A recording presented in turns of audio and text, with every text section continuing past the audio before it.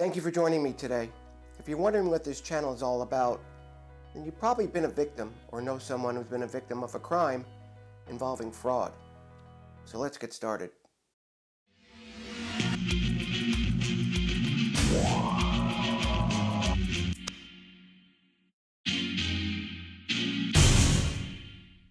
This channel will give you an explanation in plain talk.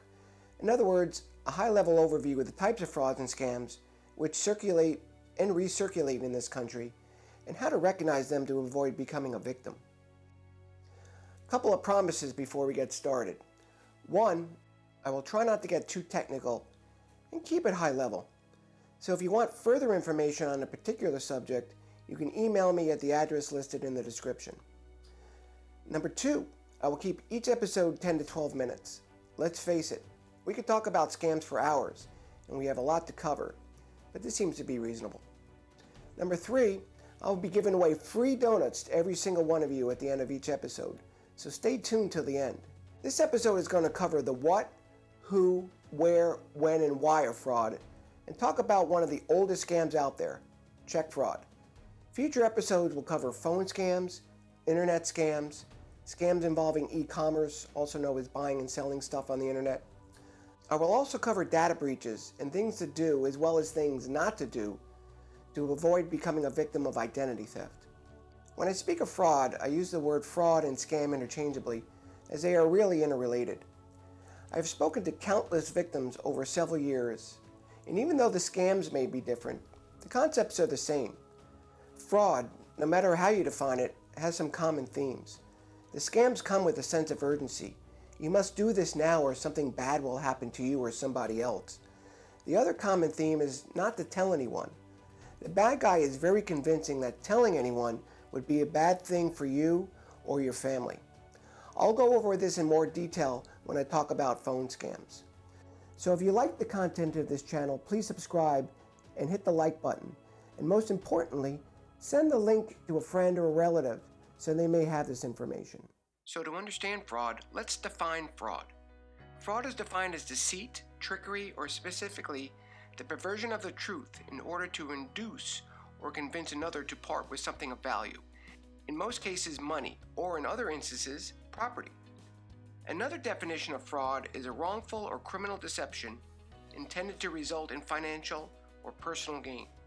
Sometimes I ask why the bad guy did something that resulted in no financial loss, then later realize it was part of a larger course of conduct resulting in their financial gain. Next, let's answer who commits fraud and who is a victim of fraud.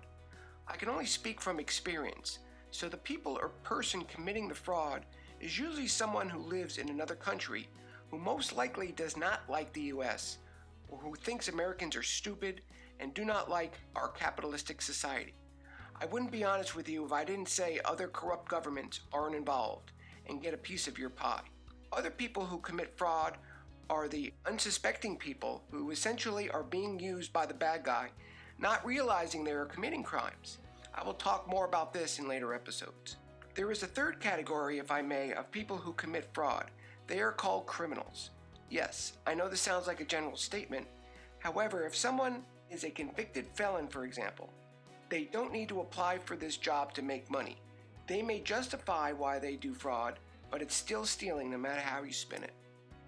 The last category I will define is the people of greed who may lack a moral conscience. Maybe it's someone who is somewhat desperate or justifies the act of fraud or theft. But if you ask yourself this, does it really matter? Will you feel better if someone takes your parents' life savings because they had to feed their own family or are too lazy to get a job? Who is victim of fraud? There are many answers here. Anyone who answers the phone, clicks on the wrong email or web link, or anyone who's not aware or caught off guard. When speaking with victims, they usually tell me they were not in the right frame of mind, or I realized what happened after it happened.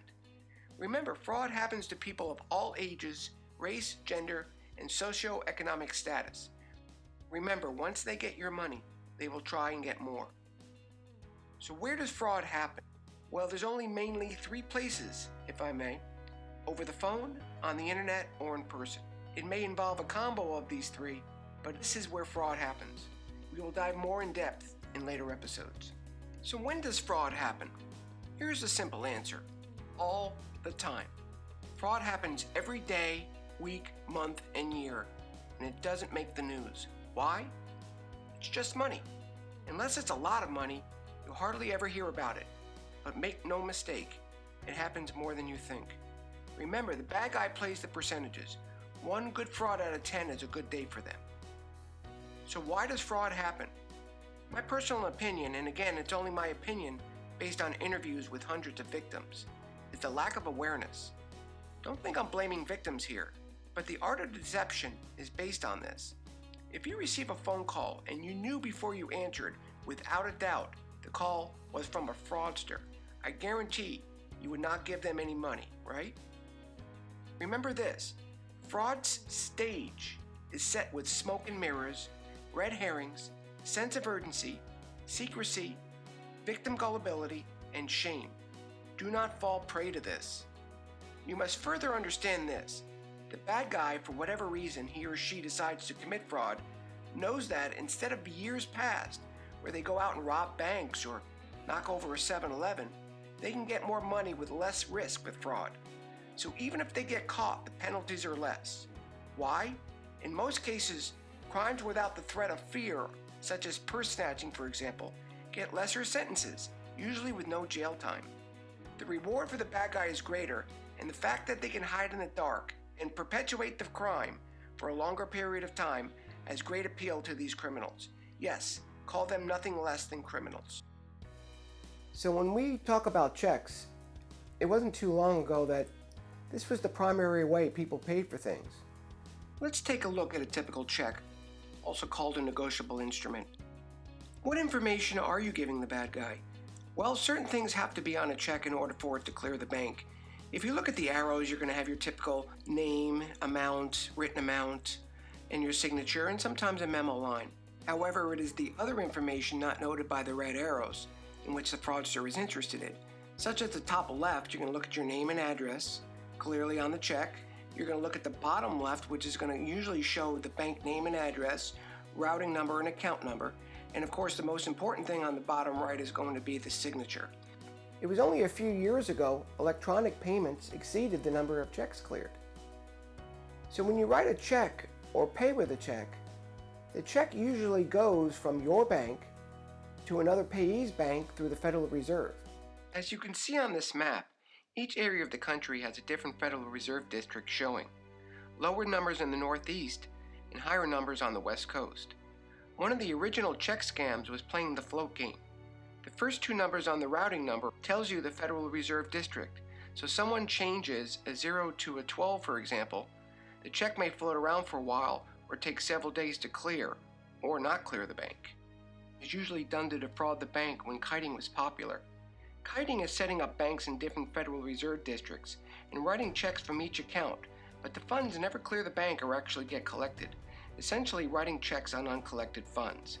To cover the checks, you write a check from another account to cover the funds and keep the circle going. The bad part is once the circle stops, there are more checks than there are funds, leaving one or more banks in the negative. Stop writing checks. I know for the older generation this is difficult, but paying electronically is safer and faster. If you are a victim of check fraud, you most likely will be reimbursed by your bank, but now you may be without your own money for several days and eventually have to open a new account. You are better off using a credit card, not a debit card, for all purchases, as that is really not your money and you have better recourse. Then you can pay the credit card bill at the end of the month. Just don't overspend. Bad guys will go around the neighborhoods and steal your mail. When you put that flag up and you know who you are, you're telling them, come and get it. If you must mail something, go to the post office. If you deposit a check from someone you don't know, never electronically send money back to them for any reason. It may be weeks before you found out the check they gave you was bad, no matter what you hear. Remember, don't substitute an electronic transfer for a worthless piece of paper. And I do want to mention the wonderful thing we call felony lane crimes. You may have heard of this, so do yourself a favor And never leave your checkbook or ID of any kind in your car.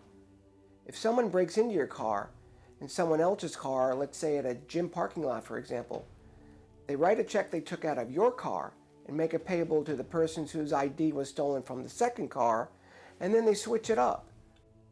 The bad guy usually finds a homeless person or a drug addict who needs money and pays them to drive up to the last lane of the drive-thru, known as felony lane, and cash the check. They can photograph your checks and ID without actually taking them, causing the same amount of financial damage. So never leave anything in your car, even if it's locked. Okay, now it's time for those free donuts I've been promising you. Well, they're really not free donuts, they're more like free do-nots. Here's a list of do-nots for this week. Do not give your check to anyone you don't know. I know this is hard to do, but this is the number one way people get a hold of your bank account information. Do not put outgoing mail in your mailbox under any circumstance. I know it's inconvenient, but this will save you time and money in the end. And do not leave your checkbook unsecured, especially around the house. This goes without saying. Never give your bank account information over the phone. This is an easy way for predators to take your information and start writing checks. Certainly don't tell anyone how much you have in the bank. It's really none of their business.